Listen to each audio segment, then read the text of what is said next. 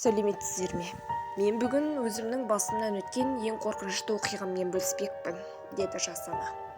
Алдыңғы аптада баламмен бірге балалар ауруханасында жүрдім.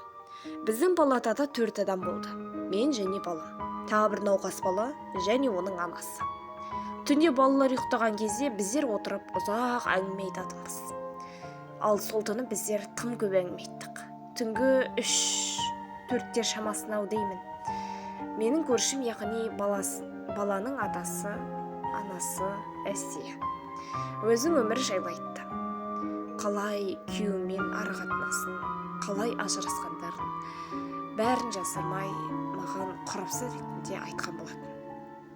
Біздер ұйықтауға дайындалып жатқанда мен дәліздегі көлеңкені байқадым. Дәл адам секілді, бойы ұзын көлеңке. Дәліз жарығы сөніп қосылған сайын көлеңке жақылдай берді. Мен бұған күдіктене бастадым. Кім бар? Үн жоқ. Бұл туралы мен Әсияға айттым. Көлеңкені ол да көрді. Біздер қорықтық және төсегімізде тамшылмастай жатырмыз. Ал көлеңке есік тұсында тұр. Мен оны анық сезіп тұрмын.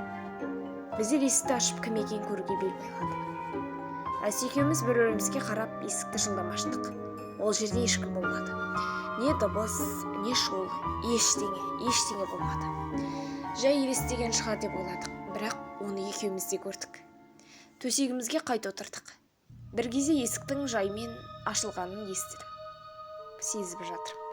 Тамшылмастан көрпемнің астында жүрегімнің дүрсіл бүкіл бөлме алардай болып, қаншалықты ауыр болса да қорқынышымды білдіртпеуге тырысып жатырмын.